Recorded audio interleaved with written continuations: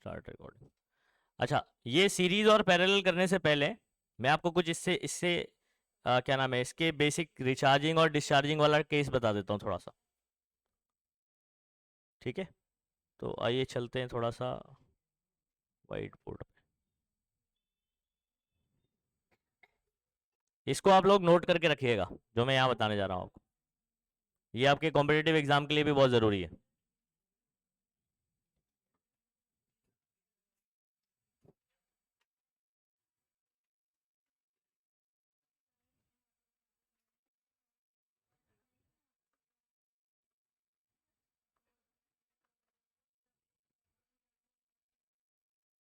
Discharging mode कौन सा? मतलब बैटरी जब डिस्चार्ज हो रहा है, ये आपके पास है बैटरी। ये इसका खुद का क्या होगा? खुद का रेजिस्टेंस होगा। इसको क्या बोलेंगे? ये आपकी एक बैटरी है। हाँ, इतनी बात समझ में आ गई। अच्छा, इस पॉइंट और इस पॉइंट के बीच का जो वोल्टेज होता है बैटरी का जो है वो तो ईएमएफ कहलाता है ना। ये टर्मिनल है, बैटरी के दो टर्मिनल है। मैंने आपको क्या बोला, ये पूरी बैटरी आपको ऐसे दिखाई देगी ना, क्या ये अलग से दिखाई देगा आपको? तो अगर आपको बैटरी का टर्मिनल वोल्टेज निकालने बोलता है, क्या बोलता है? टर्मिनल वोल्टेज, मतलब इस पॉइंट और इस पॉइंट के बीच का आपको वोल्टेज निकालना है। अब इसको करने का तरीका क्या होता है, सुनो। इसमें हम लोग क्लास 12th में एक्चुअल में पढ़ेंगे किरचॉफ्स लॉ। तो किरचॉफ्स लॉ का इस्तेमाल करके कर सकते हैं। ये मेरे पास ए पॉइंट है और ये पॉइंट क्या है? B point. A point battery के पॉजिटिव को कनेक्टेड है, दिस इज हाई पोटेंशियल। क्या बोलेंगे? High potential. B point negative को कनेक्टेड है, this is low potential. Understood? अगर आपको ए और बी का पोटेंशियल डिफरेंस निकालना है, यानी बड़ा कौन है, मैंने क्या बोला? V A, potential at A, V A. और छोटा कौन है?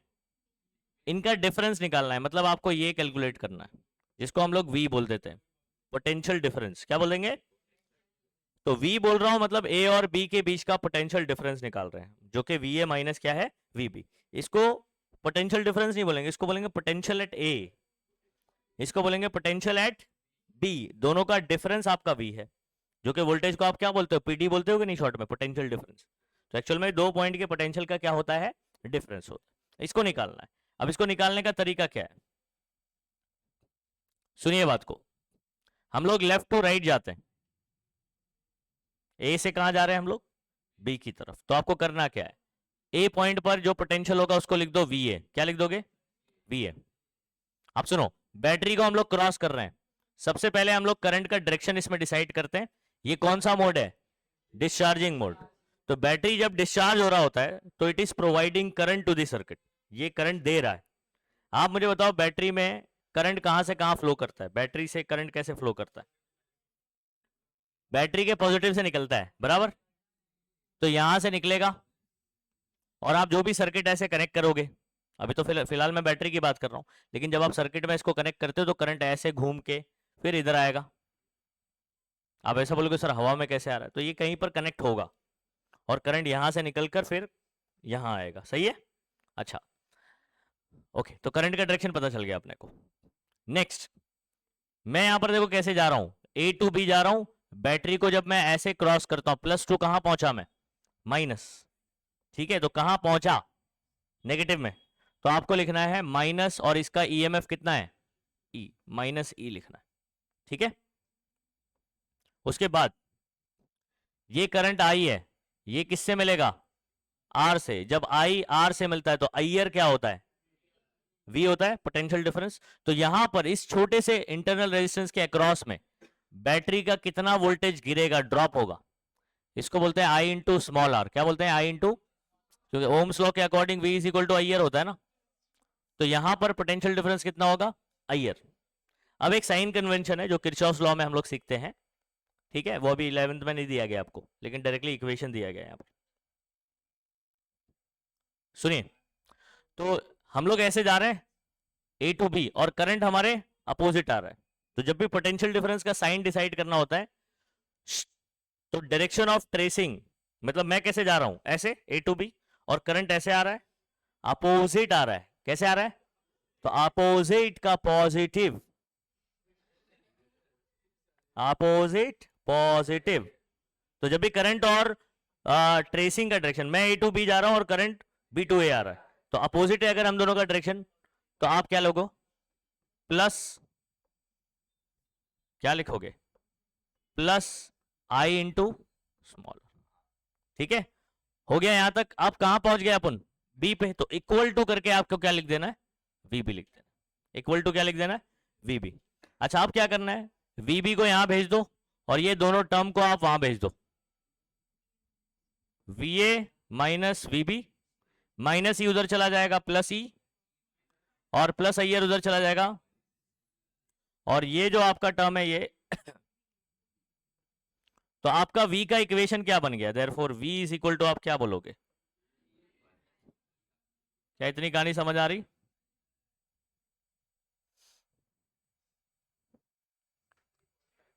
ये इक्वेशन आपको याद रखना है।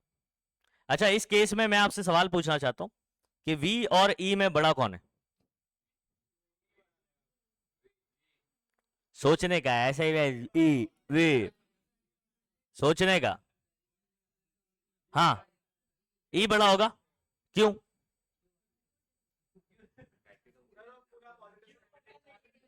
अरे बहुत सिंपल है, सुनो।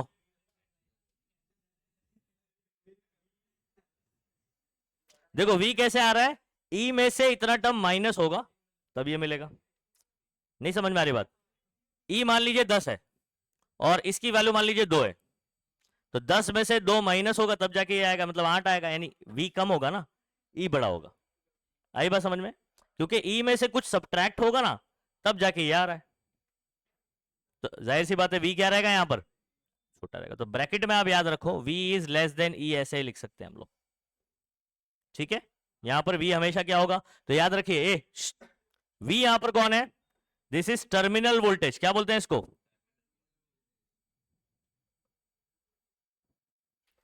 कौन से मोड में? डिस्चार्जिंग मोड में। टर्मिनल वोल्टेज हमेशा क्या होता है? बैटरी के ईएमएफ से कम होता है। समझ आ रहा है? बैटरी का वोल्टेज मान लो 10 वोल्ट है, बैटरी का ईएमएफ, तो जो टर्मिनल वोल्टेज होगा वो 10 से हमेशा कम होगा डिस्चार्जिंग मोड में। कौन से मोड में? अच्छा, अभी इधर आ जाओ।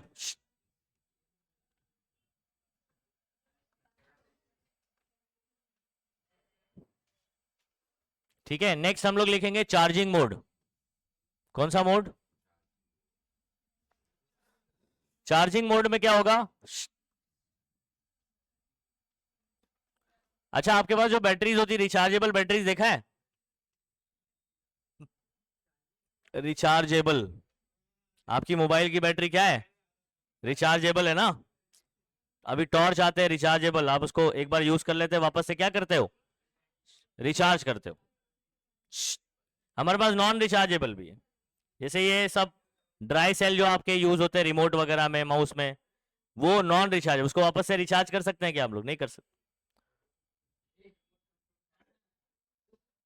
अगर ये मेरा रिचार्जेबल सेल है और हम इसको रिचार्ज कर रहे हैं, क्या कर रहे हैं?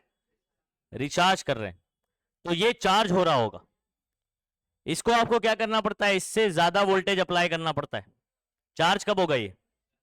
इससे ज्यादा वोल्टेज दूंगा तब चार्ज होगा। करंट का डायरेक्शन क्या होगा इस केस में? इधर पे करंट का डायरेक्शन, ये बैटरी डिस्चार्ज हो रहा तो करंट निकाल रहा था, अब जब ये चार्ज हो रहा होगा तो करंट इसके पास आ रहा होगा। कैसे आ रहा होगा? पॉजिटिव के पास करंट आ रहा होगा, है ना। यहां से फिर करंट का डायरेक्शन कुछ ऐसा हो जाएगा, सर्किट से कनेक्टेड रहेगा ये हाई वोल्टेज बैटरी से कोई दूसरा, और वहां से ये क्या हो रहा होगा? चार्ज हो रहा है। तो दोनों में फर्क क्या समझ में आ रहा है? करंट का डायरेक्शन। क्या फर्क है? करंट का डायरेक्शन का फर्क है। ये ए पॉइंट, ये बी पॉइंट। ठीक है, आई और आर मिलकर अगेन क्या बनाएगा? I R. आई आर का साइन डिसाइड करने का बताया था मैंने। चलो हम लोग जा रहे हैं ए टू बी। कहां जा रहे हैं बच्चों? पहले ए पॉइंट का पोटेंशियल लिख देता हूं, वी है। क्या लिख दिया? बैटरी में आप पॉजिटिव से कहां पहुंचे? तो माइनस ई ही लिखोगे, ठीक है, उसमें कोई चेंजेस नहीं आएगा। आई किससे मिला? आर से, तो क्या हुआ? आईआर।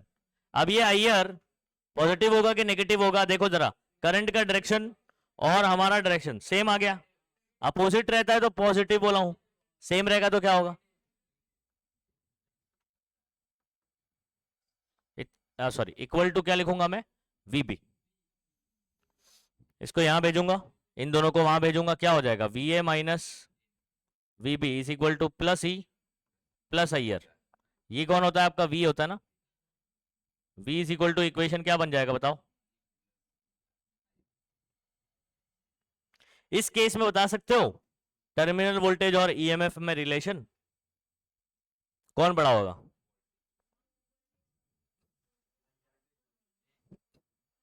वी और ई में, क्यों वी अब की बार बड़ा क्यों हो रहा है, ई में ये टर्म ऐड हो रहा है तब जाके वी बन रहा है। मान लो ये 10 है और ये मान लो 2 है, तो 10 2 12 हो जाएगा, ये तो ग्रेटर हो रहा है कि नहीं इसे। तो इस केस में क्या समझ आया, वी बड़ा है। तो चार्जिंग मोड में टर्मिनल वोल्टेज ज्यादा होना चाहिए तभी तो चार्ज होगा, टर्मिनल वोल्टेज कम रहेगा तो बैटरी डिस्चार्ज होगी।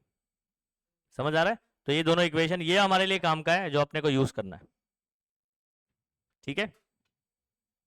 V is equal to E minus I R. तो यूजुअली जो हम लोग केस यहाँ पर डिस्कस करने वाले वो डिस्चार्जिंग मोड बात करने वाले, लेकिन आपको चार्जिंग वाला मोड भी याद रखना है, इसको नोट करके रखिएगा।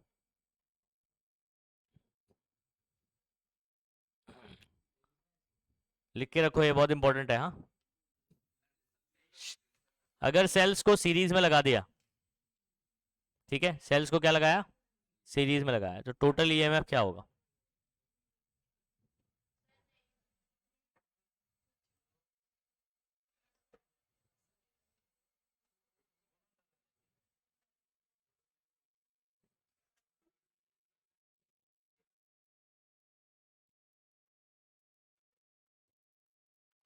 अभी मैं इंटरनल रेजिस्टेंस की बात नहीं कर रहा हूं, सिर्फ सेल्स की बात कर रहा हूं।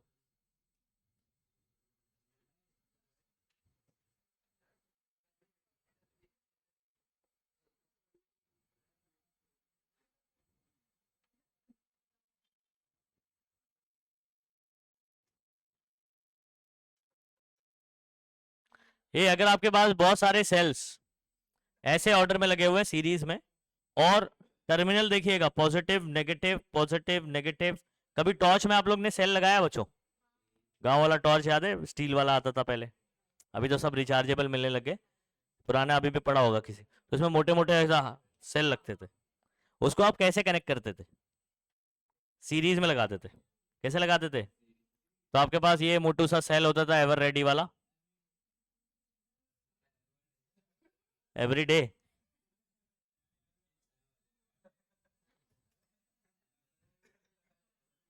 याद है, ऐसे कुछ करते थे। तो आप देखो अपोजिट टर्मिनल एक दूसरे से कनेक्ट करते थे, कभी गलती से अगर सेम सेम लगा देते थे तो टॉर्च ऑन नहीं होता था। तो एक्चुअल में क्या होता है सुनो, अगर मैंने कहीं पर भी सेम टर्मिनल लगा दिया, फॉर एग्जांपल पॉजिटिव पॉजिटिव एक दूसरे को कनेक्ट कर दिया, या नेगेटिव नेगेटिव, उस केस में बैटरी के वोल्टेज जो है एक दूसरे को अपोज करते हैं, यानी सब्ट्रैक्ट हो जाएगा वो। क्या हो जाएगा, मान लो अगर ये 2 वोल्ट का है, ये भी 2 वोल्ट का है, और इस केस में तो ये दोनों ऐड होंगे, 4 वोल्टों का।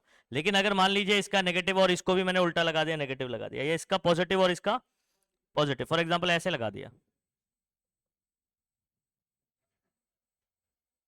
तो ये पॉजिटिव पॉजिटिव एक दूसरे को कनेक्ट कर दिया, ये मेरे पास एक सेल है और ये अनदर सेल है, दोनों का पॉजिटिव पॉजिटिव लगा दिया, नेट वोल्टेज यहां पर क्या हो जाएगा, 0 हो जाएगा। आई बात समझ में, क्या बोला मैंने, सेल्स अगर सीरीज में लगाए, 2 तरीके से लगाया जा सकता है, एक का पॉजिटिव दूसरे का negative, and so on, positive negative ऐसे, जैसे मैंने यहां पर लिखा हुआ। इस केस में वोल्टेज क्या होते हैं, ऐड होते हैं। लेकिन कहीं पर भी अगर आपने सेम टर्मिनल लगा दिया, तो आप समझ जाओ वो 2 बैटरी जिनका टर्मिनल सेम है, समझ आ गया, सेम टर्मिनल लग गया, वो वाले एक दूसरे को क्या कर देंगे, सब्ट्रैक्ट कर देंगे, दोनों बैटरी का वोल्टेज खत्म हो जाएगा। ठीक है, अच्छा ऐसा एक क्वेश्चन है एमसीक्यू के अंदर, अपन बात करेंगे। तो यहां पर फिलहाल ये वाले केस के अंदर आपका ई नेट क्या होगा बच्चों, ई नेट या ई इक्विवेलेंट भी बोल सकता हूं मैं,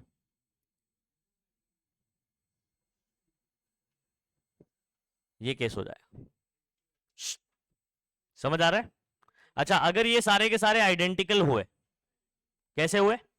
आइडेंटिकल, E1 भी E है, E है, E है, तो E plus E plus E plus E ऐसे n तक।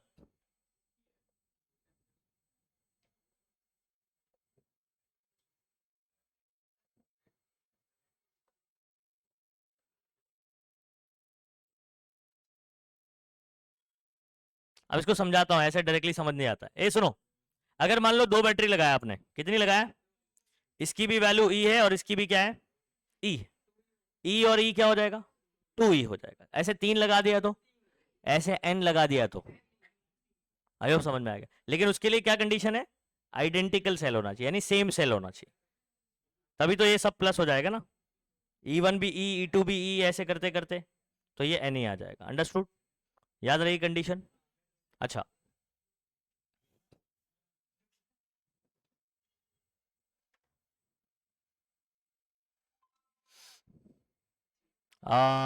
यहां पर मैं ना आइडेंटिकल के लिए बात कर रहा हूं, ये सॉरी,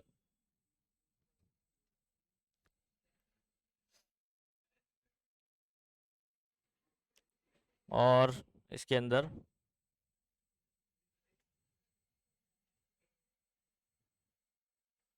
ठीक है। तो ये एक चीज अपने को पता होना चाहिए। इसके अलावा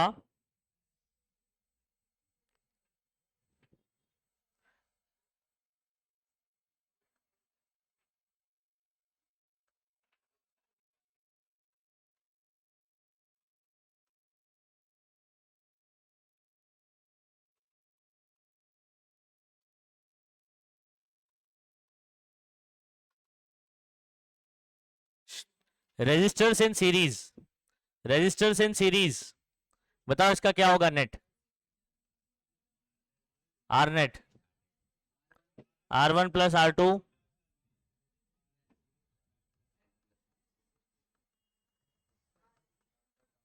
ऐसे बनेगा।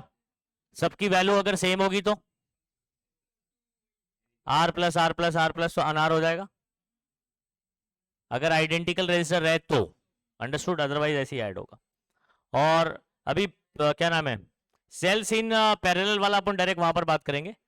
इधर पे आ जाओ, मैं बात करता हूं रेजिस्टर्स इन पैरेलल। तो जिन्होंने अगर ये केस अपन पुराना वाला नहीं भी पढ़ा तो यहां आ जाएगा, ठीक है।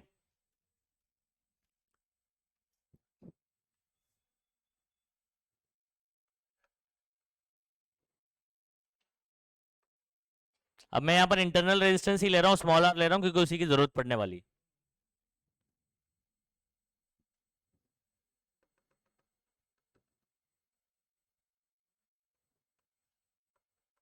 ठीक है। अच्छा, इसका नेट क्या आएगा बता सकते हो? 1/R नेट है ना, पैरेलल केस में 1/R1 plus 1/+1 plus dot dot dot RN, ऐसे आ जाएगा। इतनी कहानी समझ आ रही है? अच्छा,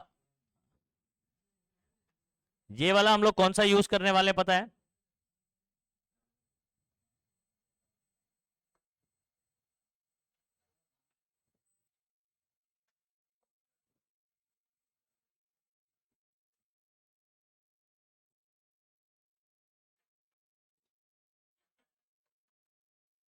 ये वाला हम लोग यूज करने वाले कौन सा? ये तो आपने एन रेजिस्टेंस बात कर लिया, रेजिस्टेंस इन पैरेलल। 2 के लिए क्या फॉर्मूला बनेगा?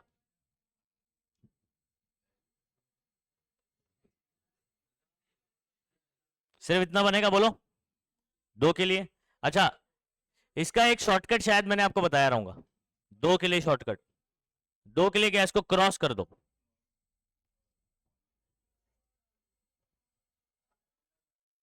R2 plus R1 upon R1 into R2, अभी रुको, 1/R नेट है ना, इसको उल्टा कर दो, दोनों को मल्टीप्लाई, डिवाइड में दोनों को प्लस। ये वाला हमारे लिए इंपॉर्टेंट है, ये हमारे लिए इंपॉर्टेंट है। ये 2 रेजिस्टेंस अगर कैसे लगे हुए हैं, पैरेलल लगे हुए हैं, उनका नेट रेजिस्टेंस क्या आएगा? दोनों का मल्टीप्लाई, डिवाइड में दोनों को प्लस, अंडरस्टूड। ये हमारे काम का है, जनरल फॉर्मूला ये है। 2 के लिए ऐसा फॉर्मूला बनता है, फिर क्रॉस करके ये वाला फॉर्मूला बनता है। तो ये शॉर्टकट वाला याद रखेंगे, अपने को यूज करना है, ठीक है। इतना करके रखो, ये बेसिक हो गया। फिर हम लोग अभी 2 सेल इन सीरीज और 2 सेल इन पैरेलल बात करेंगे, जहां पर टर्मिनल वोल्टेज के बारे में बात करेंगे।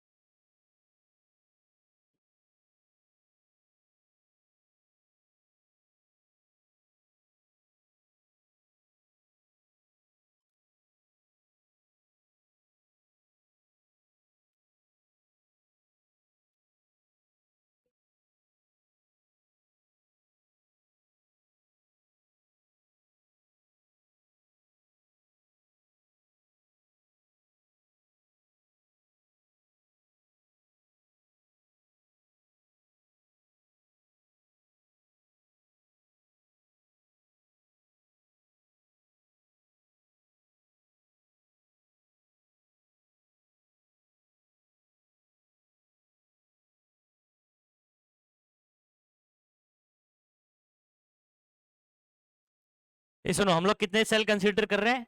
एन सेल कंसीडर कर रहे हैं। सबका ईएमएफ क्या है? E1 E2 dot dot dot En, और with internal resistance R1 R2 dot dot dot Rn, connected in series.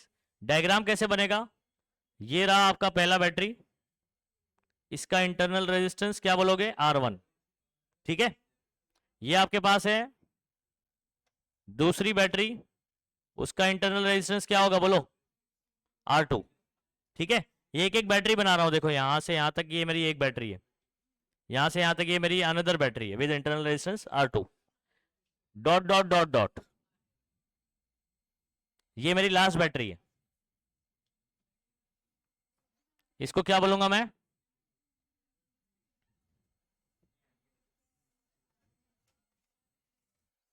इसको आप E1 बोल दो, E2, इसका इंटरनल रेजिस्टेंस क्या हो जाएगा? Rn, ठीक है। अच्छा, ये बैटरी हमने कैसे कनेक्ट किया हुआ है?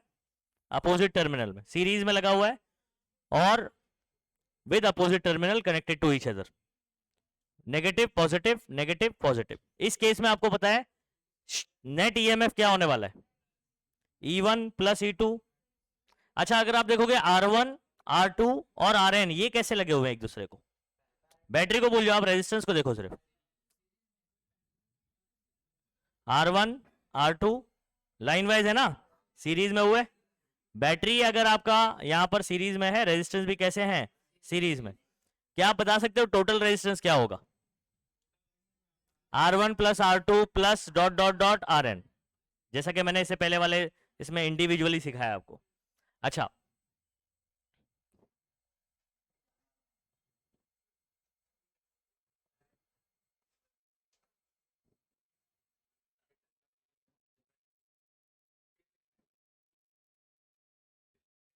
टर्मिनल वोल्टेज मतलब इस पॉइंट और इस पॉइंट के बीच का वोल्टेज, इस पॉइंट और इस पॉइंट का क्या बनना चाहिए? V is equal to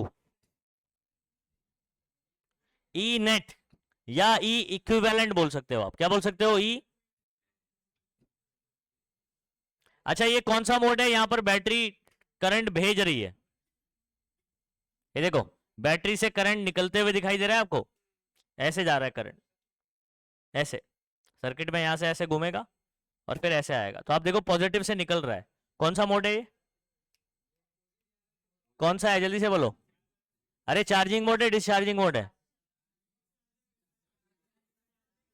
battery के पॉजिटिव से निकल रहा है, मोड बताइए। Discharging mode. डिस्चार्जिंग मोड में आपको V का इक्वेशन याद है, V is equal to E minus I are.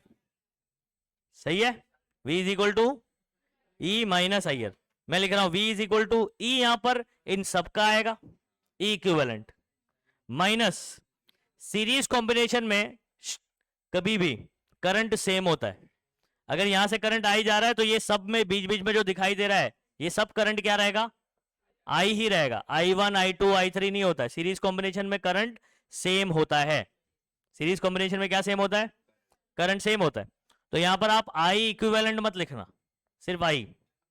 अच्छा, रेजिस्टेंस सीरीज में लगा हुआ है तो टोटल रेजिस्टेंस क्या आ जाएगा, आर इक्विवेलेंट होगा। इतनी कहानी समझ में आ गई?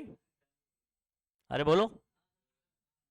वेर ई इक्विवेलेंट मेरा E1 plus E2 plus E3 plus dot dot dot EN होगा।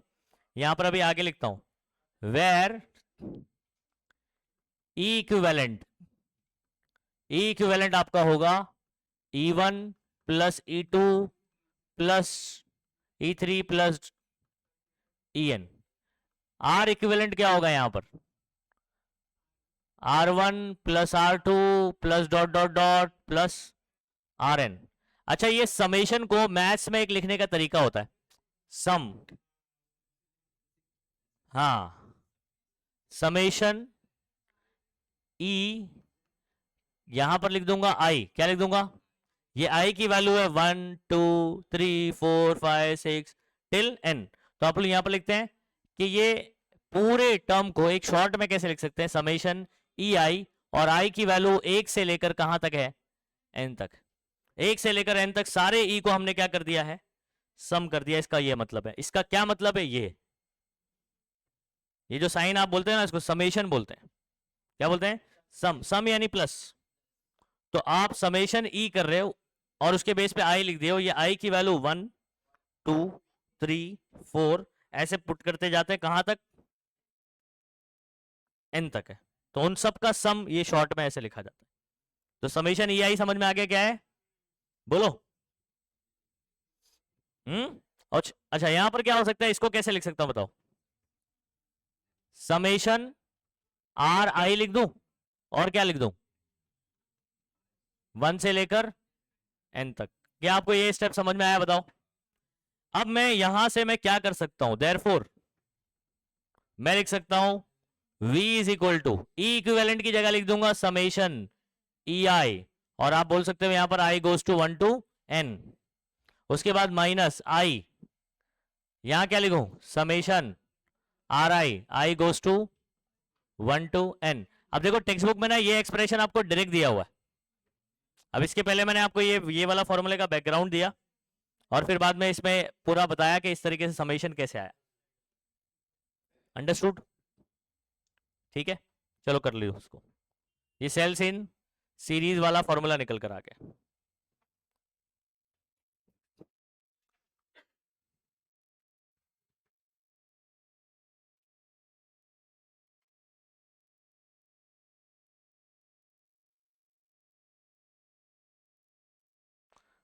अभी हम लोग एक्सप्रेशन फॉर टर्मिनल वोल्टेज निकालेंगे फॉर सेल्स इन प्यारे लाल पैरेलल रे।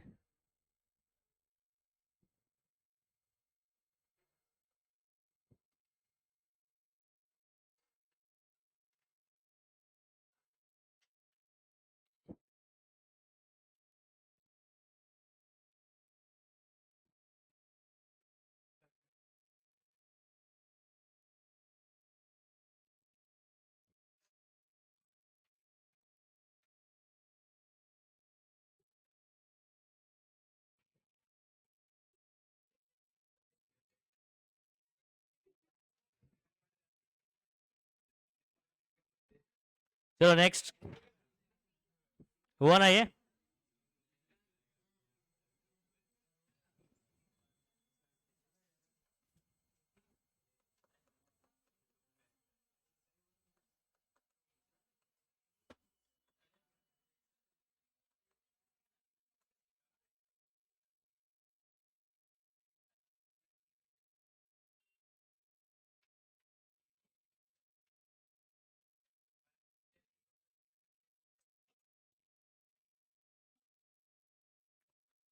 For cells in parallel. अच्छा, सबसे पहले मैं इसको 2 सेल के लिए सॉल्व करूंगा, 2 सेल के लिए सॉल्व करूंगा, फिर उसको n सेल के लिए बात करेंगे।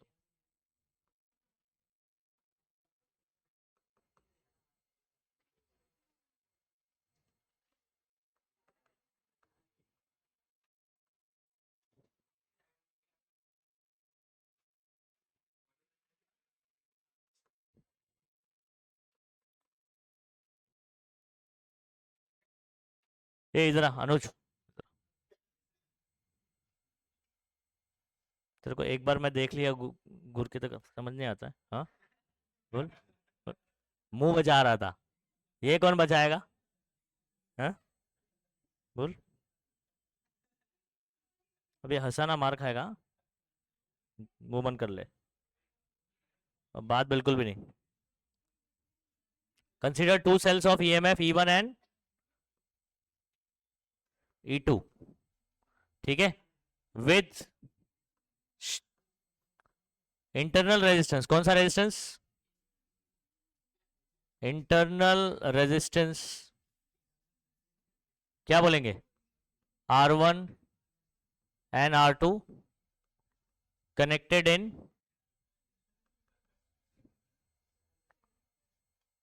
In parallel. ये शॉर्ट में 2 लाइन बनाना, पैरेलल लिखना है उधर पे, 2 लाइन ड्रॉ मत करना आप लोग, पैरेलल लिखो। अच्छा, इसका सर्किट कैसे बनेगा,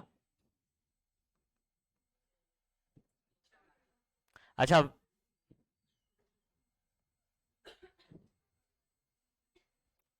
इसमें आपको ध्यान रखना है कि सेम टर्मिनल आपको एक साइड कनेक्ट करना है, हाँ।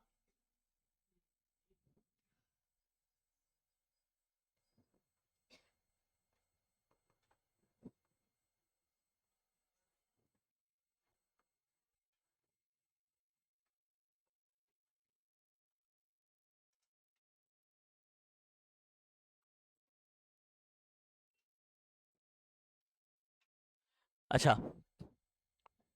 डिस्चार्जिंग मोड में आपको मालूम है कि करंट कैसे निकालेगा, ऐसे निकालेगा, ये आपका बैटरी E1 है और ये क्या है, E2।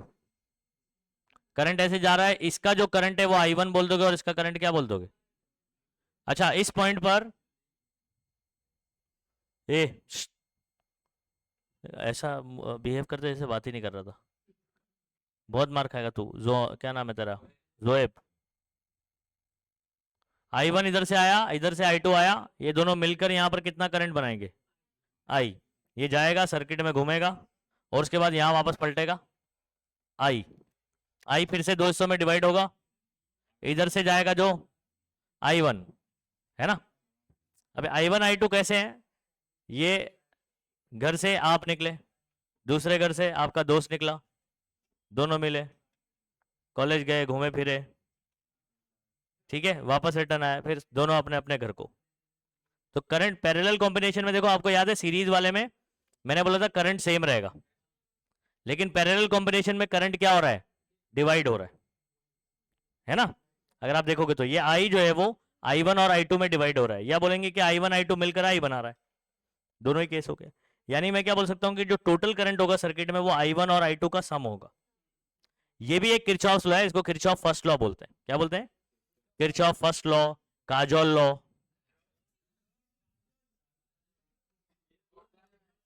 KJL law, KJL law मतलब किरचॉफ जंक्शन लॉ, ठीक है, Kirchhoff current law, current C for current, KCL बोलते हैं, तो KJL काजोल बोलते हैं, KJL, ओके। अजय देवगन भी आएगा, ओके खैर। तो according to Kirchhoff first law, total मेरा जो करंट है I वो किसके बराबर होगा बच्चों, I1 प्लस I2 के बराबर होगा। इतनी बात समझ में आ रही। तो अब हम लोग क्या करने वाले, I1 को ढूंढने वाले और I2 को ढूंढने वाले, किसको किसको, I1 और I2 को ढूंढने वाले, करते हैं इसको।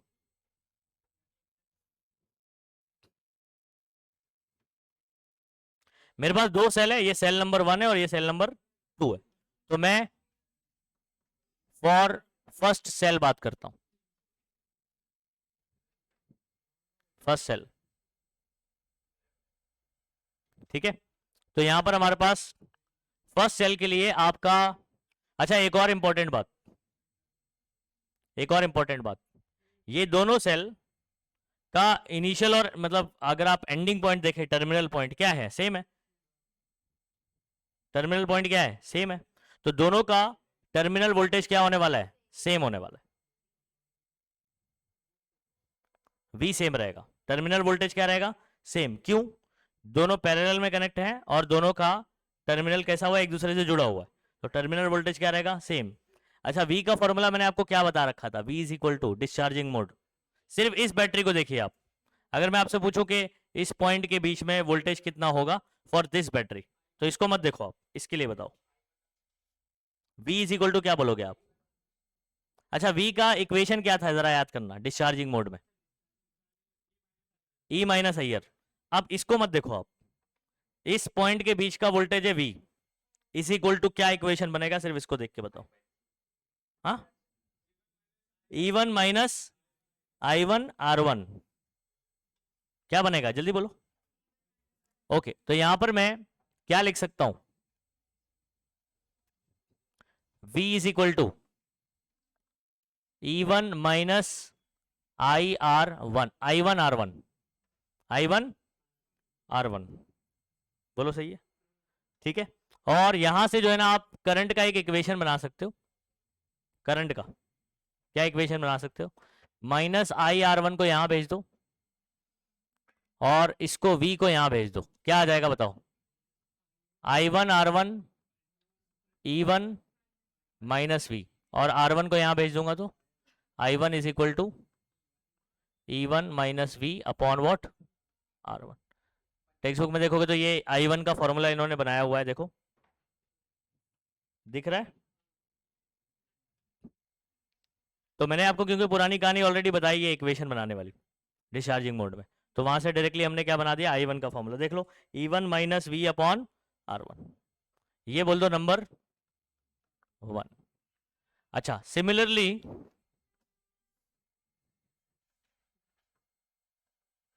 फॉर सेकेंड सेल, सिमिलरली बोल रहा हूं तो इतना पूरा स्टेप लिखने की जरूरत है अभी आपको, आप डायरेक्टली I2 कैसे बोल सकते हो बताओ, E2 माइनस V दोनों के लिए सेम रहने वाला है क्योंकि दोनों का टर्मिनल पॉइंट सेम है ना, टर्मिनल वोल्टेज सेम रहेगा, और इंटरनल रेजिस्टेंस का हो गया R2, इसको क्या बोल देंगे बच्चों, समझ गए, ठीक है। फिर उसके बाद टोटल करंट मैंने आपको क्या बताया, combining the last two equation, या आप इसको क्या नाम है सब्स्टिट्यूट कर सकते हो। मैंने क्या बताया था, I किसके बराबर है, I1 प्लस I2 के बराबर है।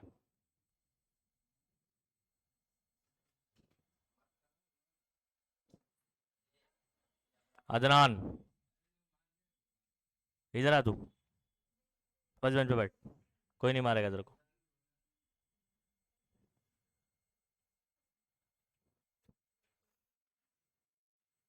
अच्छा मुझे एक चीज बताओ, सर्किट में एक करंट है I1 और दूसरा क्या है, टोटल करंट I हो जाएगा कि नहीं, ओके।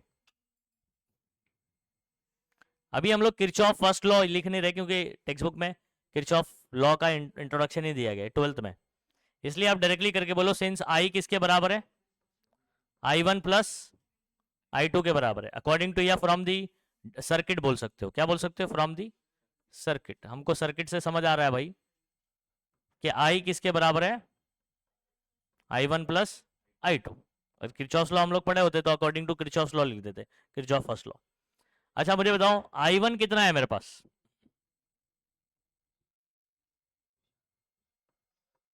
और I2 कितना है,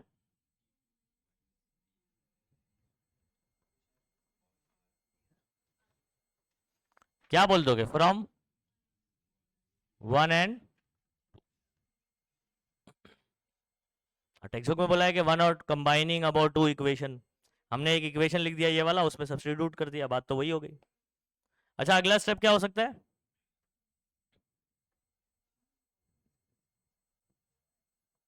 R1 को दोनों के नीचे दे देता हूं, क्या ये ऐसे कर सकता हूं, जरा चेक करना, E1 अपॉन v अपॉन, बीच में प्लस ही है, ब्रैकेट ओपन कर दे रहा हूं, E2 अपॉन R2 और माइनस,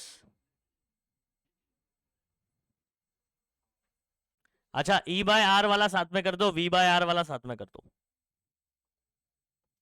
क्या मतलब? ये वाला टर्म, ये वाला टर्म है ना, और ये आप देख रहे हो ये टर्म और ये वाला टर्म साथ में कर लेते हैं।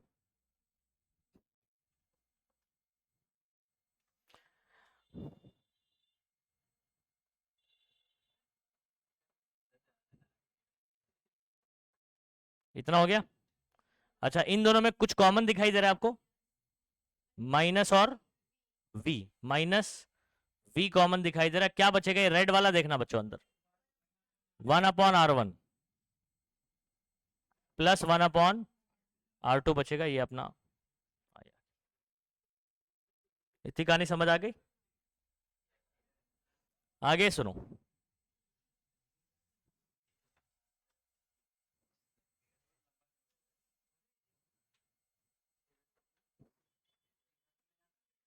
आगे सुनेंगे। क्या आप इसको क्रॉस कर सकते हो बच्चों? आप चाहे तो इसको ऐसे भी रख सकते हो, ठीक है, ऐसे भी रख सकते हो, और ये माइनस इसको क्रॉस कर सकते हो आप, या इसको चाहे तो ऐसे भी रख सकते हो, ठीक है।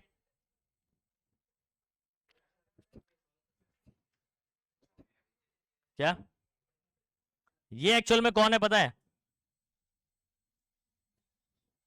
ये जो है ना E equivalent upon R equivalent, आगे चल के बताऊंगा मैं आपको। फिलहाल अभी क्रॉस कर दो उसको, ये क्वेश्चन में यहां पर ऐसे किया गया है। R2 देखो यहां पर, ये R2 इधर पे मल्टीप्लाई किया तो E1 R2, R1 उधर मल्टीप्लाई करेगा E2 R1, और ये आपस में मल्टीप्लाई करेंगे। इसको क्रॉस करेंगे तो आपका एक्सप्रेशन कुछ ऐसा बनेगा, E1 R1 R2 sorry, E2 R1 upon R1 into R2, ये हो गया माइनस V। इनको क्रॉस कर दीजिए तो R2 plus R1 upon R1 into R2, तो R1 प्लस R2 लिख दो क्या इसको? प्लस में ना, ऊपर दोनों का प्लस आ रहा है और नीचे, ठीक है, इतना समझ में आ गया। नेक्स्ट आगे सुनो,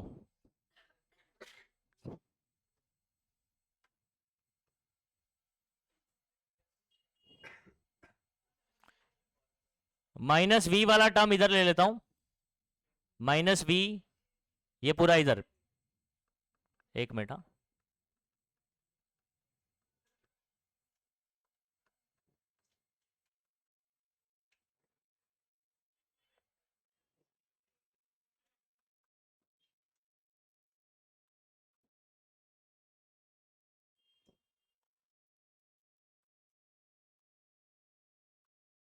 देखो जरा मैं इसको ऐसे लिख सकता हूं क्या?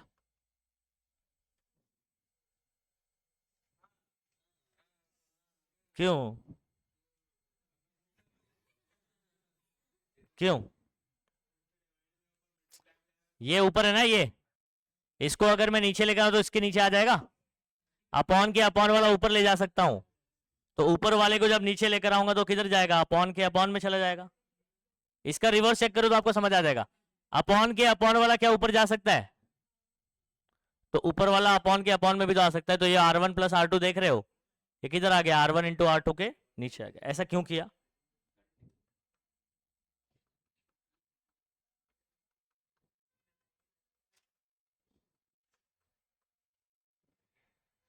ये जो टर्म है ना आपका, अभी इसको यहां लेकर आ जाओ, किधर पे?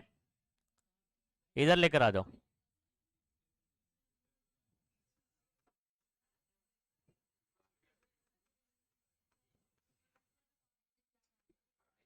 और आई को यहां भेज देता हूं माइनस आई,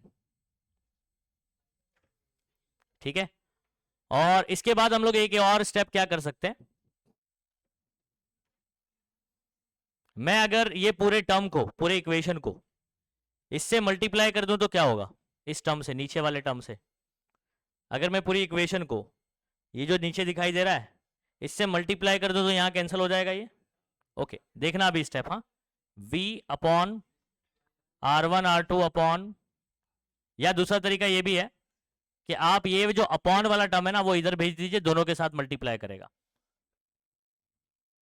ठीक है, अब टेक्स्ट बुक में हर एक स्टेप को विस्तार से बताया नहीं, वो आपको समझना है, उन्होंने डायरेक्ट डायरेक्ट बता दिया।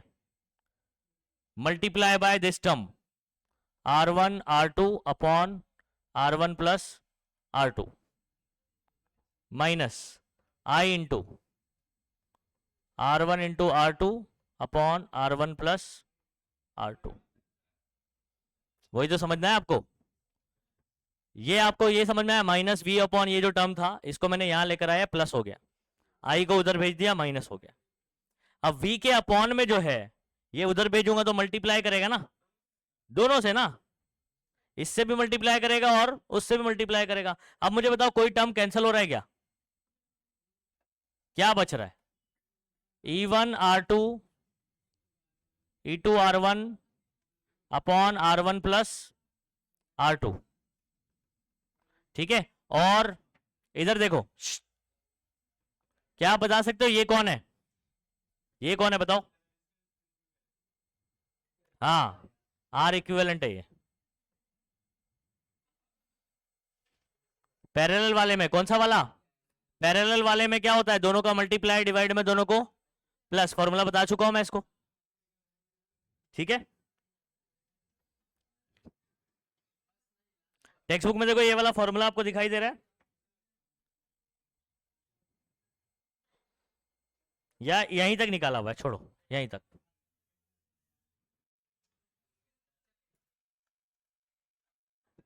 इसके बाद एक स्टेप आपका ये बन रहा है E1 R2 E2 R1 upon R1 plus R2 और minus I into R1 R2 upon R1 plus R2। ये वाला एक्सप्रेशन दिख रहा है क्या आपको? जरा चेक करना, ये वाला एक्सप्रेशन दिख रहा है 11.49 इक्वेशन देखो,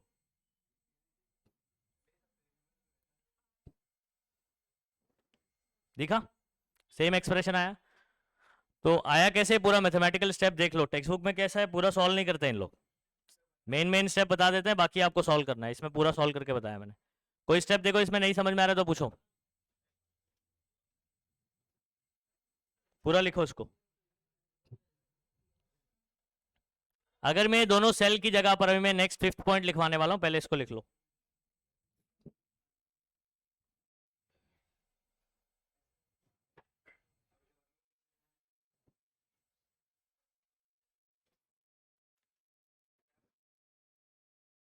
ये रिमोट किधर है?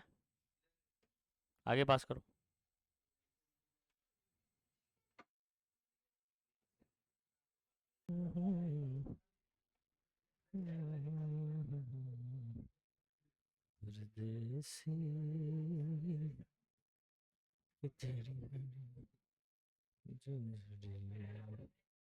ये इसको ना इक्वेशन नंबर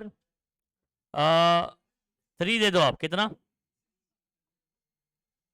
इसको फर्दर सॉल्व नहीं करना है, हो चुका है सॉल्व, बस कंपैरिजन करना है। अभी मैंने कितने, सिर्फ सिर्फ 2 सेल के लिए निकाला ना, अगर n सेल हुए तो क्या करेंगे? क्या?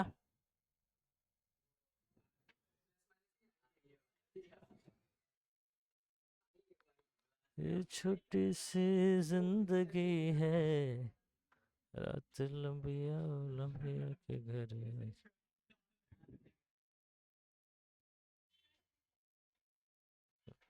जैसे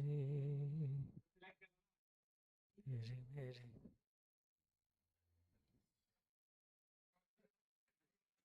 ये छोटी सी जिंदगी है, रात लंबिया लंबिया के घर आज। अभी लिख लेना अगर किसी का नहीं हुआ तो।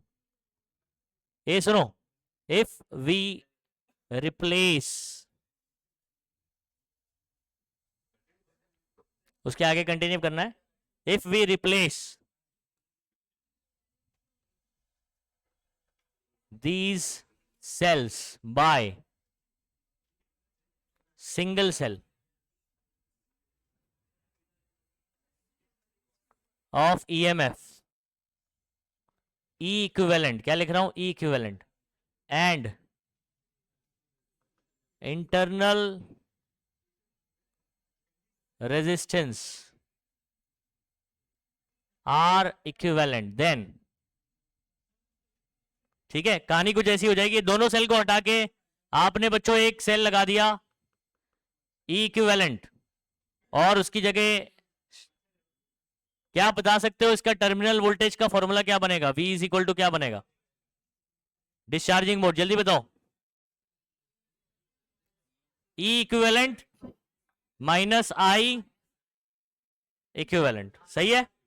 अगर उन दोनों बैटरी के बराबर कोई एक सिंगल बैटरी मैंने इस्तेमाल कर दिया, उन दोनों का जो रेजिस्टेंस था उसके बराबर मैंने कोई एक रेजिस्टेंस इस्तेमाल करके एक नया कॉम्बिनेशन बनाया, इसके लिए V का ये फॉर्मूला बनेगा। अच्छा, इसको आप इक्वेशन नंबर बोल दो 4, बराबर है। अब 3 फ्रॉम 3 एंड 4, कंपेयरिंग 3 एंड 4, ठीक है, ऐसे लिख दो, comparing 3 and 4।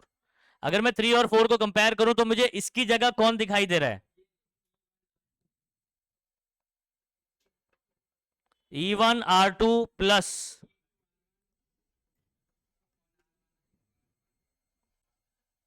R1 plus R2 था ना नीचे, अरे पहले इनटू था, बाद में कट गया वो, लास्ट इक्वेशन में देख, थर्ड इक्वेशन में, हाँ तो होला है ना, तो ए आर इक्विवेलेंट क्या होगा, इसकी जगह कौन है, इसकी जगह दोनों का मल्टीप्लीकेशन, समझ गए, नहीं समझे। अच्छा, अब एक बात इधर ध्यान रखो, क्या, ठीक है, यहां तक कर लो, खत्म हो गया ये। अगर मैं एन सेल इस्तेमाल करता हूं तो मुझे इन दोनों का डिवीजन करके इक्विवेलेंट बताना है, क्या, इक्विवेलेंट अपॉन, क्या आप बता सकते हो, अगर इन दोनों को डिवाइड कर दूं तो क्या आएगा, R1 अपॉन R2, देखो इसके नीचे भी ये है, इसके नीचे भी ये, कट जाएगा। अगर मैं ऐसे लिखूं तो आपको समझ में आएगा, E1 R2 E2 R1 whole upon what, ठीक है, अपॉन, फिर होल अपॉन में R1 R2 अपॉन, क्या ये वाला टर्म कैंसिल हो जाएगा, बचेगा क्या,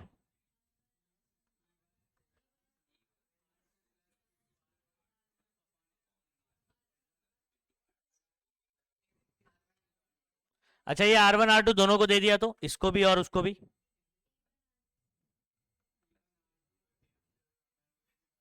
ये इसके नीचे दे दिया, R2 R2 कैंसिल,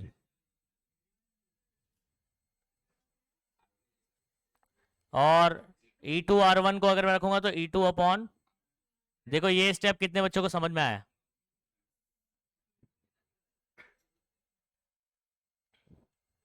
ये स्टेप डायरेक्ट लिख दिया है मैंने। चलो एक काम करता हूँ, लिख देता हूँ तुम लोग के लिए,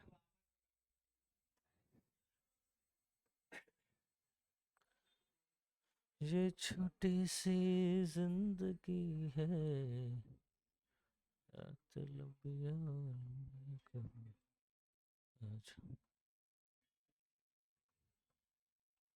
कैंसिल होता दिखाई दे रहा है कुछ, अभी देख, E1 by R1 plus E2 by, तो E इक्विवेलेंट अपॉन क्या निकल गया, ये R इक्विवेलेंट। आपको याद है ये वाला एक इक्वेशन बीच में आ रहा था, बीच में जब हम लोग सॉल्व कर रहे थे,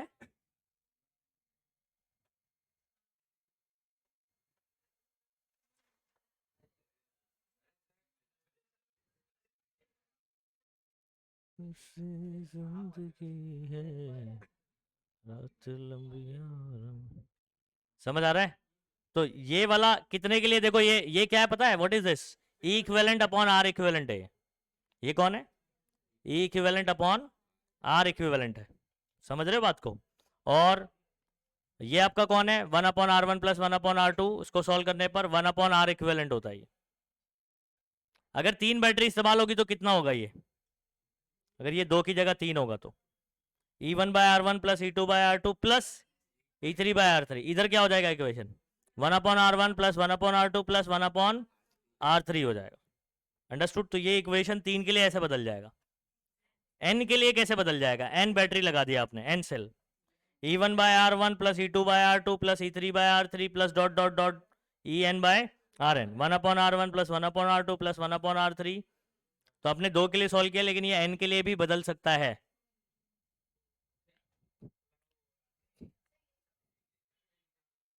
एक मिनट रुको, ठीक है। तो फॉर n सेल जो है ना, हम लोग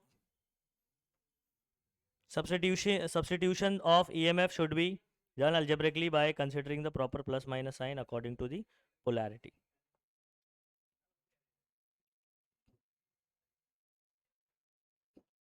ठीक है।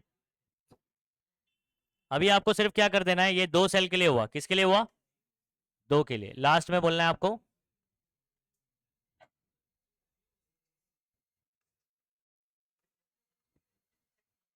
फॉर n सेल्स,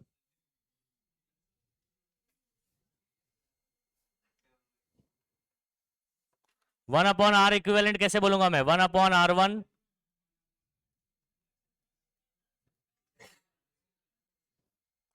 और E equivalent upon R equivalent क्या बोलूंगा बताओ, E1/r1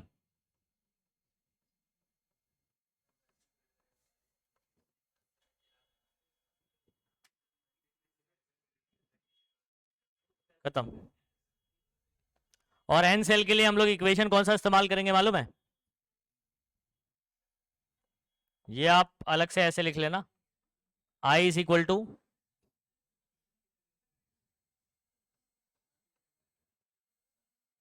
ये इस्तेमाल करना,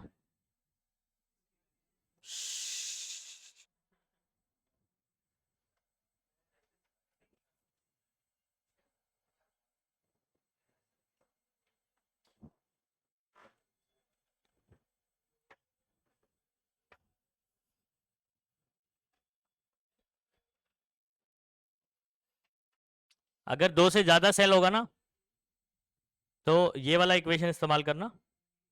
और इसके अंदर आपको पता है E equivalent upon R equivalent कौन है, ये, ठीक है। और 1/r इक्विवेलेंट क्या है, ये वाला इक्वेशन यूज करना जो बीच में आया था आई का, ठीक है। तो अपन मल्टीपल सेल के लिए सॉल्व कर सकते हैं, किसके लिए सॉल्व कर सकते हैं, मल्टीपल सेल्स के लिए सॉल्व कर सकते हैं।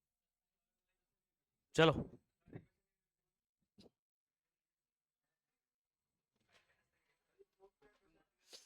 क्या हुआ मेरे को पूछो।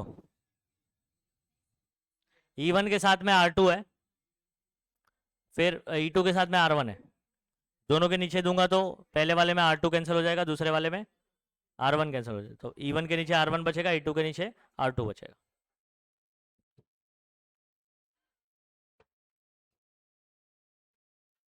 अब 2 सेल के लिए हम लोग ने क्योंकि सॉल्व किया है, फिर उसके बाद n सेल के लिए बात किया, अपने को यूज करना है 2 सेल के लिए। अब इसको कैसे करेंगे, आ जाओ बात करते हैं इस पे।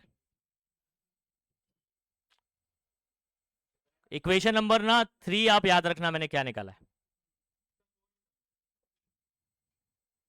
अरे 4 तो अगर मैं दोनों सेल की जगह एक सेल इस्तेमाल करता हूं जिसका ईएमएफ,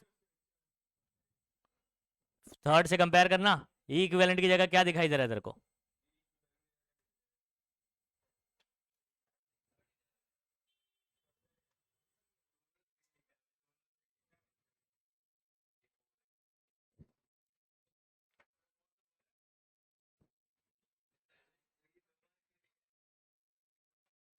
ये छोटी सी जिंदगी है।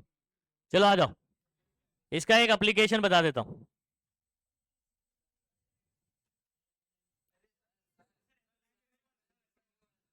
जल्दी करो ना रे भाई, ये हुआ है, चलो अभी सभी बच्चे ना फॉर्मूला याद कर लो जरा, वो लास्ट में थर्ड इक्वेशन जो आपने बनाया था 2 सेल के लिए, क्या इक्वेशन बना था जरा याद करना। V इज इक्वल टू दो बैटरी का ईएमएफ और इंटरनल रेजिस्टेंस है, उसका कुछ कॉम्बिनेशन आपको करना है। E1 R2, E1 के साथ में प्लस E2 के साथ में R1 अपॉन R1 प्लस, उसके बाद minus I into R equivalent है ना, R1 R2 upon R1 plus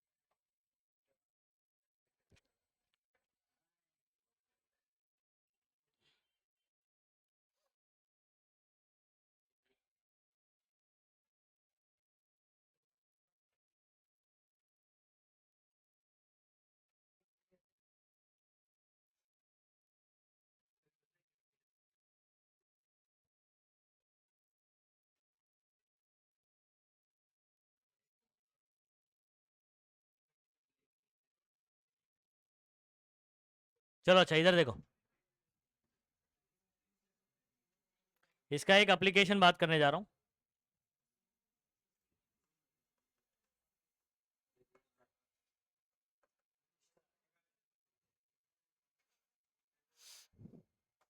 आपके पास दो सेल है, मान लीजिए ये E1 आपका कितना है, 2 वोल्ट है, कितना है, और इसका इंटरनल रेजिस्टेंस है स्मॉल R1 1 ओम है। ये पैरेलल लगा हुआ है किसी दूसरी बैटरी के, इसका E2 मान लीजिए 3 वोल्ट, इंटरनल रेजिस्टेंस ये आप मान लीजिए 2 ओम।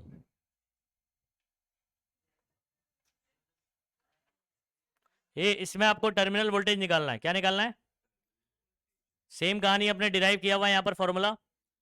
क्या फॉर्मूला निकाला था अपन ने, वैसे इन जनरल अगर मैं बात करूं, ये दो बैटरी का एक इक्विवेलेंट होगा E इक्विवेलेंट, ये दो का एक इक्विवेलेंट होगा R इक्विवेलेंट। तो V का फॉर्मूला आप ऐसे भी लिख सकते हो, E equivalent minus I R equivalent लिख सकते हो।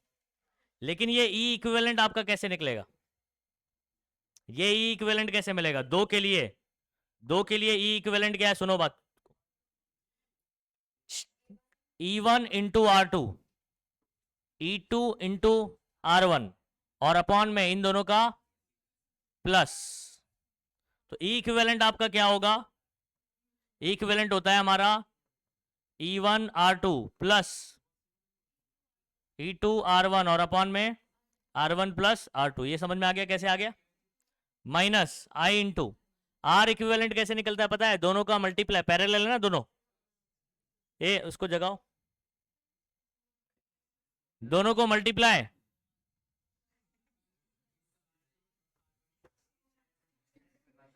हो गया फॉर्मूला। क्या यही फॉर्मूला था इसके लिए, तो जनरल फॉर्मूला हमने जो मैंने डिस्चार्जिंग मोड में बताया वो लिखने का। ई इक्विवेलेंट कैसे निकालोगे दो बैटरी के लिए, देखो इसका ईएमएफ इसके इंटरनल से मल्टीप्लाई करने का, इसका ईएमएफ उसके इंटरनल से, और अपॉन में दोनों का इंटरनल रेजिस्टेंस क्या होगा, प्लस होगा, ठीक है, minus I into R equivalent मतलब दोनों पैरेलल में, दोनों को मल्टीप्लाई डिवाइड में दोनों को प्लस। सीरीज में ना तो डायरेक्ट ऐड होता है ना, समेशन ई आई समेशन आर आई, ईएमएफ भी ऐड होगा। सीरीज वाला कोई चिंता वाली बात नहीं है, मेन पैरेलल में दिक्कत आती है।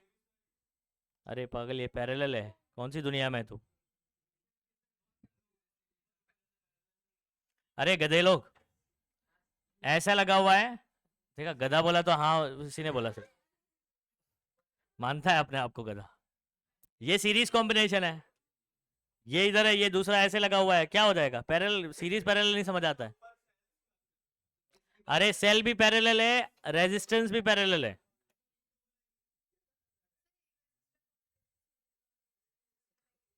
कहीं भी लगा हो तब पैरेलल ही रहेगा वो कॉम्बिनेशन। तो इधर भी लगाए तो इसका दोनों पॉइंट और इधर लगा हुआ है, दो रेजिस्टेंस अगर ऐसे है ना,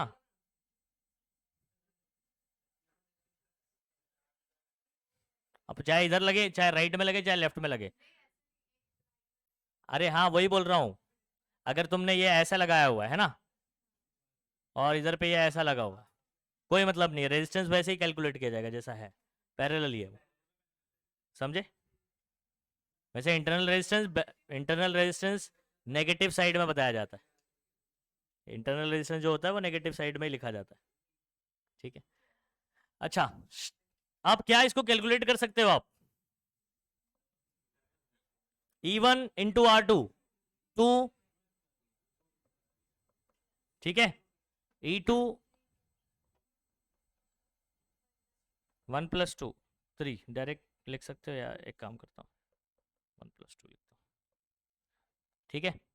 आप इसमें I फॉर एग्जाम्पल मैं आपको दे देता हूँ फिलहाल, V निकालना है, तो I फॉर एग्जाम्पल मैं बोल देता हूँ 2 एम्पियर है, कितना है, सॉरी, टोटल करंट दे देता हूँ 2 एम्पियर, ये इंडिविजुअल करंट है, हाँ, I1 और ये टोटल करंट 2 एम्पियर दे दिया। चलो 1 × 2, ठीक है, 2 × 1 = 2, 2 × 2 = 4,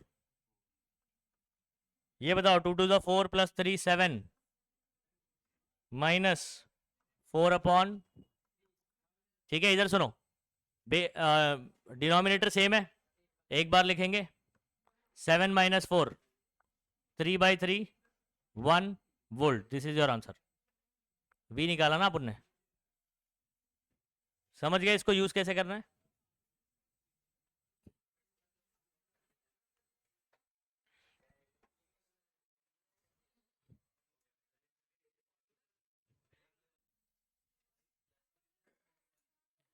ये हो गया इतना,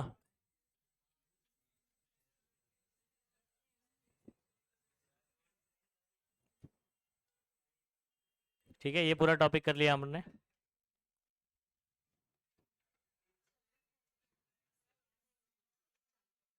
देखो हमारे पास सेल्स जो है ना कितने टाइप के हैं, और भी बहुत सारे टाइप है, लेकिन आपको प्राइमरी सेकेंडरी और कौन सा बात करना है, फ्यूल सेल्स बात करना है, ठीक है। सबसे पहले क्वेश्चन आपसे पूछा जाएगा, explain the types of cells, तो आपको 3 सेल एक्सप्लेन करना है, प्राइमरी सेकेंडरी और कौन सा, फ्यूल सेल,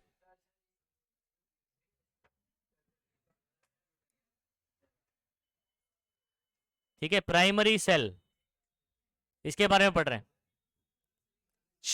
ये कौन से सेल है जिसको दोबारा चार्ज, तो what are primary cell which can not be charge, which can not be recharge, ऐसे करके बोल, नहीं आ रही बात समझ में, मतलब एक बार अगर वो खत्म हो गया तो खत्म, जो हाँ रिमोट के अंदर होता है आपके, ठीक है, जो आप ड्राई सेल, इसको ड्राई सेल भी बोला जाता है, बोला ना मैं, ए लिख सकते हो, what are primary cell, cells which can not be recharge और which can not be charge, charge again, ऐसे बोलना पड़ेगा। It can be use only once, इसको एक ही मरतबा इस्तेमाल किया जा सकता है, एक बार अगर वो डिस्चार्ज हो गया तो आप उसको रिचार्ज, एग्जाम्पल ड्राई सेल्स, आपके ये जो सेल है ड्राई सेल्स है, ठीक है, अल्कलाइन सेल्स होते हैं, are different examples of primary cell, ठीक है। और primary cells are low cost, हाँ ये इसका कॉस्ट समझ आ रहा है, लो कॉस्ट होते हैं, रिचार्जेबल महंगे आते हैं सेल। अब ये आपको,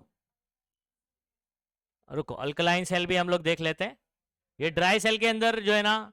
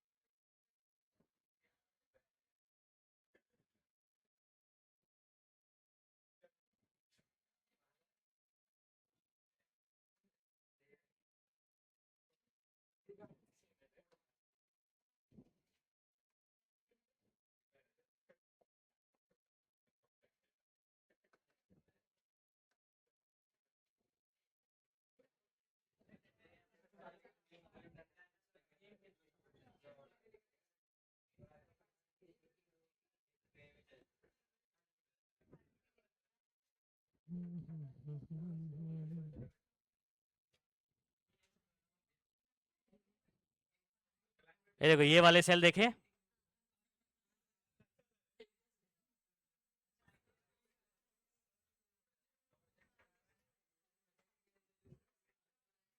ये वाले सेल देखो, ये वाले चौड़े वाले, देखा है नहीं देखा है आप लोग ने? ठीक है, ये सब अल्कलाइन सेल होते हैं। और ऐसे वाले जो रहते हैं ड्राई सेल रहते, उसके अंदर भी अल्कलाइन आते हैं, लेकिन ऐसे वाले आपके ड्राई सेल होते हैं। ठीक है, ठीक है, बस आ जाओ इधर पे।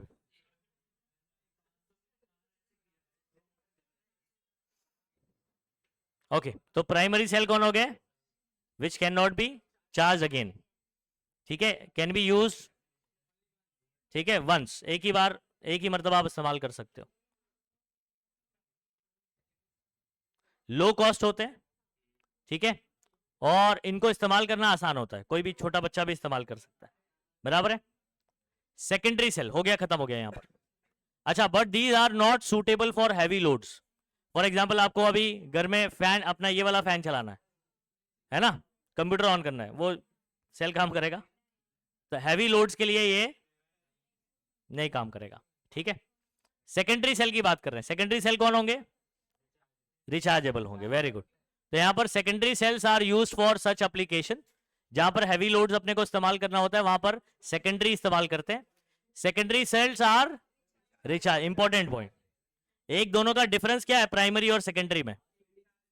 नॉन रिचार्जेबल होता है, और ये वाला रिचार्जेबल है, एक डिस्टिंग्विश का पॉइंट हो जाता है। ठीक है, इसको आप मल्टीपल टाइम्स यूज कर सकते हो, और उसको सिर्फ एक मरतबा इस्तेमाल कर सकते हैं। कैन बी रीयूज्ड, समझ आ रहा है? उधर पे बोलेंगे कैन नॉट, क्या नाम है, यूज ओनली वंस, और यहां पर can be reused, can be use multiple times. इसके अंदर होता क्या मालूम है? इसके अंदर केमिकल रिएक्शन होता है। क्या होता है? केमिकल रिएक्शन, जो कि रिवर्स डायरेक्शन में होता है। सुनो, होता क्या है ये, आप क्लास 12 के अंदर एक चैप्टर है इलेक्ट्रोकेमिस्ट्री, इलेक्ट्रोकेमिस्ट्री, केमिस्ट्री में, ठीक है, तो उसके अंदर क्या होता है, एक बार ये डिस्चार्ज हो जाता है, तो जब आप उसको रिचार्ज कर रहे हो तो जो अंदर केमिकल रिएक्शन होता है ना, वो उल्टा केमिकल रिएक्शन होने लगता है। समझ आ रहा है? तो केमिकल रिएक्शन रिवर्स हो जाता है, फिर चार्ज को वापस स्टोर कर लेता है और फिर वापस से डिस्चार्ज करने लगता है। तो एक्चुअल में उसके अंदर क्या हो रहा होता है? Chemical reaction which are reversible. जो रिएक्शन कैसी होती है? जिसको करंट देने पर, एक्चुअल में करंट पास करते हैं मतलब आप इलेक्ट्रॉन पास कर रहे हो, और वो इलेक्ट्रॉन फिर गेन करके रिएक्शन को क्या कर लेता है? रिवर्स कर लेता है। तो the chemical reaction in a secondary cells is reversible. क्या प्राइमरी में केमिकल रिएक्शन नहीं होता है? होता है, लेकिन वो इरिवर्सिबल होता है। वो एक बार रिएक्शन हुआ, आप दोबारा उसको रिवर्स नहीं कर सकते, लेकिन सेकेंडरी सेल के अंदर वो रिएक्शन को क्या किया जा सकता है? रिवर्स। देखो रिएक्शन मालूम है ना क्या होता है? रिएक्टेंट से प्रोडक्ट बनता है, प्रोडक्ट से वापस अगर रिएक्टेंट बना दिया तो रिवर्स हो गया। तो आपको ये बात ध्यान रखना है, प्राइमरी के अंदर केमिकल रिएक्शन आर इरिवर्सिबल, और सेकेंडरी वाले में क्या होता है? तो जब आप उसको रिचार्ज कर रहे होते तो केमिकल रिएक्शन क्या हो जाता है? रिवर्स हो जाता है, और फिर से वो चार्ज स्टोर कर लेता है। ठीक है, एक डिस्टिंग्विश का पॉइंट ये समझ में आ गया। 3 पॉइंट हो गया अगर आप देखोगे तो। ए प्राइमरी सेल, नहीं, पहला पहला नॉन रिचार्जेबल, सेकेंडरी रिचार्जेबल। अच्छा, यूजेस पे बात करना है। हाँ, can be use only once, एक मरतबा इस्तेमाल कर सकते हैं इसको। Can be reused, multiple time use कर सकते, can be use multiple time, change कर सकते हैं आप, मतलब बदलना नहीं चाहिए। ये तीसरा पॉइंट हम लोग क्या बात करेंगे? केमिकल रिएक्शन, उधर पे रिवर्सिबल होती है और यहां पर रिवर्सिबल होती है। समझ गए बात को? इसके अंदर एग्जाम्पल कौन सा हो जाएगा? लीड नहीं है, लेड है, लेड। क्या पढ़ते हो तुम लोग? इंग्लिश मीडियम से हो तुम लोग? लेड, लेड, प्लम्बम, ये आप लोग, अभी ऐसा कुछ बोलूंगा ना तेरे को प्लम्बर याद आ जाएगा, समझा?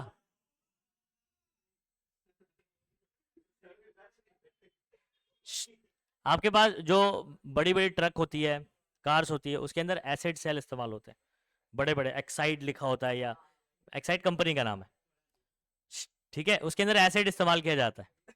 और वो एसिड को अपन एसिड खराब हो गया तो उसको बदल के वापस से रिचार्ज करके यूज कर सकते हैं, सेकेंडरी सेल में आता है। किसी ने गंगा जल देखा है? हाँ, उसमें गंगा जल क्या रहता है? एसिड ही रहता है ना, बैटरी से निकाल के एसिड भर के डालते हैं, अजय देवगन की एक मूवी है।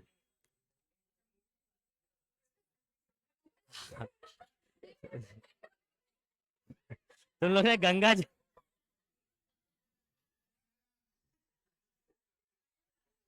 तो इधर आ, तो इधर आ, तो इधर आ, इधर आ, तेरे को मैं देखा, इधर आ।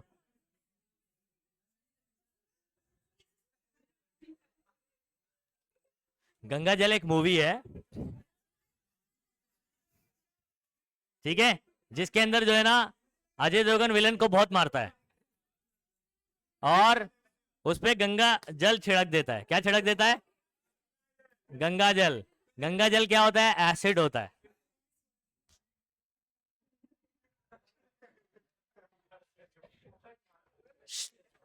अब सुनो, वहां पर कोई भी गुंडा ज्यादा शानपति किया ना, तो डायरेक्ट कार से गंगा जल निकाल के निला देते उसको। अच्छा, क्या ठीक है। तो लेड एसिड सेल के अंदर आपका सल्फ्यूरिक एसिड होता है, H2SO4। क्या होता है? ये लेड एक्यूमुलेटर सेल भी बोला जाता है। ये आप क्लास 12th में इलेक्ट्रोकेमिस्ट्री के अंदर पढ़ने वाले। समझ आ रहा है? मतलब कैसे काम करता है उसके बारे में पढ़ोगे। और लेकिन दिखा दिया मैंने आपको कहाँ यूज होता है। कार्स वगैरह में जो बड़े बड़े सेल होते हैं, लेड एसिड सेल होते हैं, ठीक है। उसके अलावा फ्यूल सेल्स हैं। ये फ्यूल सेल का इस्तेमाल जो है ना, ये स्पेस स्टेशन वगैरह में होता है। किधर पे? स्पेस स्टेशन, जहां एस्ट्रोनॉट रहते हैं। समझ आ रहा है? स्पेस स्टेशन में, ओके। और फ्यूल सेल की एक और खास बात क्या है? फ्यूल सेल, एक minute,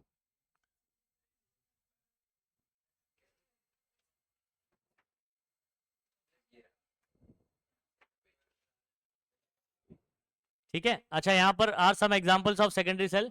lead acid battery is used. अभी ये फ्यूल सेल के बारे में अपन बात करेंगे, यहां पर फ्यूल सेल के बारे में बात करेंगे। Lead acid battery is used widely in vehicles, यानी कहां इस्तेमाल किया जाता है? गाड़ियों में। लेड वाला भी बताया ना, कहां इस्तेमाल किया जाता है? बड़े पैमाने पर गाड़ियों में इस्तेमाल किया जाता है। Other application which require high load currents, और या तो ऐसी जगह इस्तेमाल किया जाता है जहां पर करंट आपको क्या चाहिए? ज्यादा चाहिए। छोटी मोटी चीज के लिए अपन इसका इस्तेमाल नहीं करेंगे, जहां पर लोड करंट क्या हो? ज्यादा। सोलार सेल भी आपका सेकेंडरी सेल है। सोलार सेल भी रिचार्जेबल होता है कि नहीं होता? लेकिन इसको रिचार्ज करने के लिए आपको लाइट चाहिए। सनलाइट में रखोगे तो रिचार्ज हो जाएगा। धूप चाहिए, धूप, जादू। तू बहुत दिमाग में जा रहा है जोहान, एक लात पड़ेगा तेरे को, सही हो जाएगा। मत करो, समझा? तो पकड़ में आ गया तो धो दूंगा, बता रहा हूं, ठीक है। सोलार सेल भी रिचार्जेबल होते हैं, लेकिन इसको रिचार्ज करने के लिए आपको यहां नहीं लगाना है। समझ आ रहा है?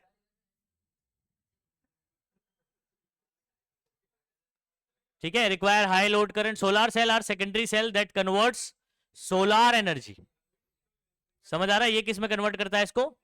तो आप ध्यान रखो, सोलार वाला सोलार सेल भी सेकेंडरी वाला रिचार्जेबल है ना, रिचार्जेबल सेकेंडरी होते हैं, ठीक है। अच्छा, उसके बाद कौन आ जाते हैं? Fuel cells. ये भी सेकेंडरी के अंदर ही आ रहे हैं यहां पर। ये भी इलेक्ट्रिक व्हीकल्स में इस्तेमाल होता है, that use fuel cell instead of lead acid batteries to power the vehicles. तो कुछ गाड़ियों में जो है वो क्या नाम है, इसके अलावा इलेक्ट्रिक व्हीकल्स में, कौन सी व्हीकल अभी जो आ रही है ना, इलेक्ट्रिक व्हीकल्स, ठीक है, तो उसके अंदर जो है ना आपका कौन से सेल्स इस्तेमाल हो रहे हैं? एफसीवीज, मतलब फ्यूल सेल। जो व्हीकल्स होते हैं उसके अंदर हमारे पास फ्यूल सेल इस्तेमाल हो रहे हैं। इनको क्या, जो इलेक्ट्रिक आ रही है ना जितनी भी कार्स वगैरह, उसके अंदर फ्यूल सेल इस्तेमाल होता है। क्या इस्तेमाल होता है? फ्यूल सेल इस्तेमाल होता है। इसमें लेड वाला यूज नहीं हो रहा है। अच्छा, hydrogen is use as fuel, hydrogen को इस्तेमाल किया जा रहा है हम लोग फ्यूल। मैं बता रहा हूं इसका बाय प्रोडक्ट क्या होता है। देखो जब भी कोई फ्यूल सेल हाइड्रोजन यूज कर रहा है और एक्चुअल में ये ऑक्सीजन भी यूज कर रहा होता है, ऑक्सीजन और हाइड्रोजन, ये जब दोनों रिएक्ट करके जो बाय प्रोडक्ट बनता है वो वाटर बनता है। अच्छा बताओ, वाटर क्या हमारे एनवायरमेंट के लिए हार्मफुल है?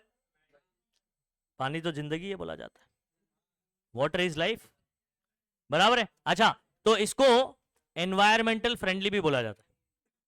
तो फ्यूल सेल इस्तेमाल कर रहे हो तो एनवायरमेंट को कोई हार्म नहीं है।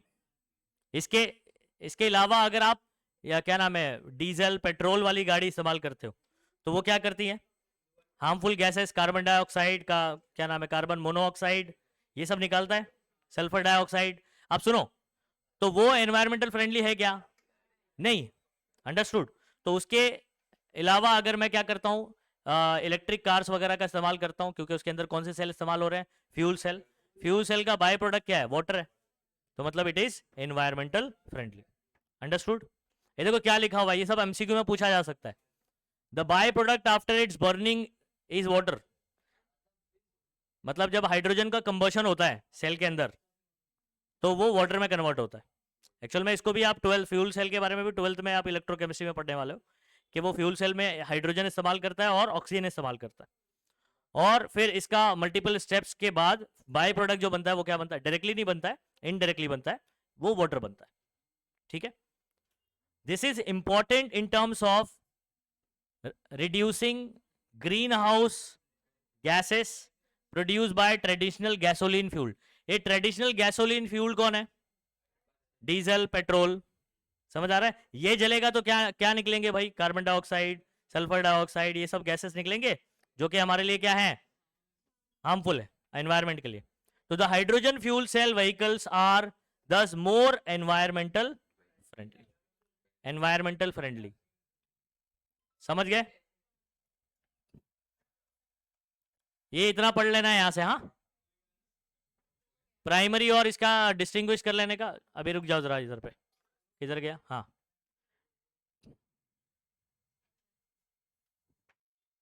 अब सुनो, ये इधर ध्यान दो। अगर मुझे मेरे पास अवेलेबल है दो बैटरी 1.5 वोल्ट की, कितने?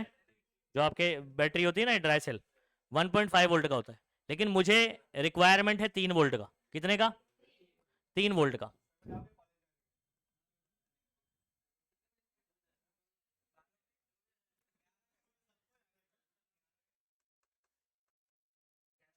वन पॉइंट फाइव कैसे लगा दिया?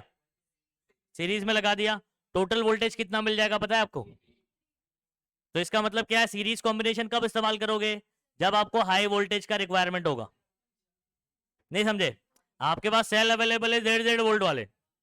अभी मान लीजिए आपको अगर 4.5 वोल्ट चाहिए, तो आप कितने वोल्ट कितने सेल इस्तेमाल करोगे और कैसे कंबाइन करोगे? 3 इस्तेमाल करेंगे और सीरीज में लगाएंगे। 1.5 और 1.5 कितना हो जाएगा? 4.5 हो जाएगा।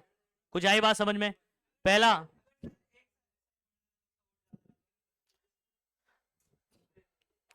डिपेंड करता है तेरे पास, तेरे को कितना रिक्वायरमेंट है, उस हिसाब से तू सीरीज में उसको अरेंज कर देगा।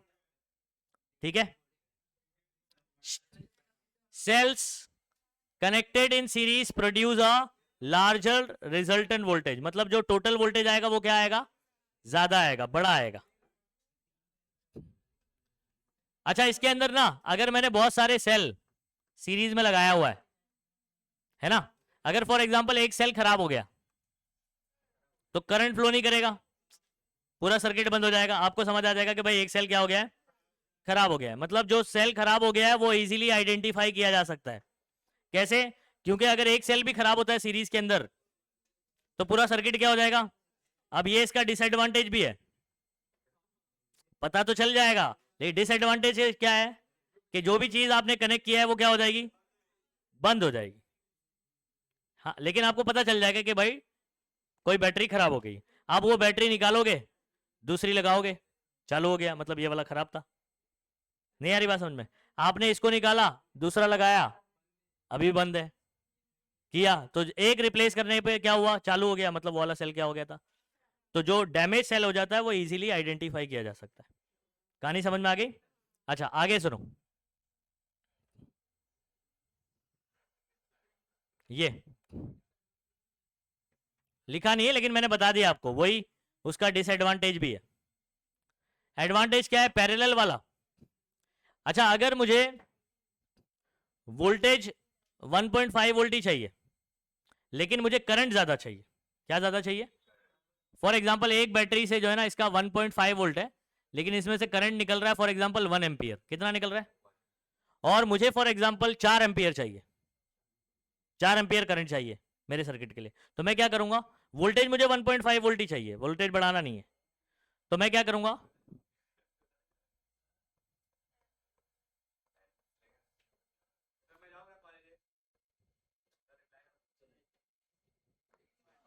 ये इधर देखो, 1 एम्पियर 1 एम्पियर 1 एम्पियर 1 एम्पियर, समझे? तो पैरेलल कॉम्बिनेशन किस लिए इस्तेमाल करोगे आप? करंट को बढ़ाने के लिए, समझ गए बात को? करंट अगर आपको ज्यादा चाहिए आप पैरेलल कॉम्बिनेशन इस्तेमाल करोगे। सुनो, for cells connected in parallel circuit the circuit will not break open if the cell gets damage और ओपन। अच्छा, ये दूसरा जैसा वहां पॉइंट था ना वैसे ये वाला पॉइंट है।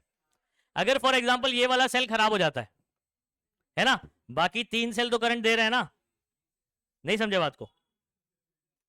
तो आपका जो सर्किट है वो बंद होने वाला नहीं है, सर्किट बंद होगा क्या? नहीं। तो अगर कोई डैमेज हो गया तो आपका सर्किट जो है वो पूरी तरीके से ओपन होने वाला नहीं।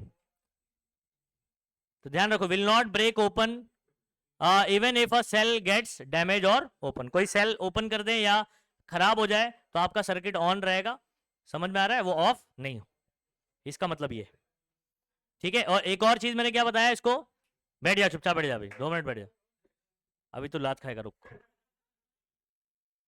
करंट बढ़ाने के लिए इस्तेमाल करेंगे पैरेलल, क्या करने के लिए? Disadvantage, voltage develop by cells in parallel connection can not be increase by increasing the number of cell present in circuit. याद रखो, ये डिसएडवांटेज क्या है? अगर आप पैरेलल में लगाते जाते हो तो वोल्टेज बढ़ेगा, समझ आ रहा है? अगर आपको वोल्टेज बढ़ाना है तो आपको सीरीज में ही लगाना पड़ेगा, करंट बढ़ाना है पैरेलल में लगाओ। सिंपल कहानी अगर मैं बताऊं, सीरीज में कब लगाओगे? जब आपको वोल्टेज बढ़ाना। पैरेलल में कब लगाओगे? जब आपको करंट बढ़ाना हो। आपसे आपको करंट बढ़ाना है, ठीक है, आप सीरीज में लगाओगे तो नहीं होगा। आपको वोल्टेज बढ़ाना है, आप पैरेलल में लगाओगे तो जो चीज नहीं हो रही वो डिसएडवांटेज हो गया ना फिर। अंडरस्टूड? तो इसको याद कर लेना, चैप्टर हमारा हो गया खत्म। अब इस पे सिर्फ क्या करना है अपने को? न्यूमेरिकल्स करने।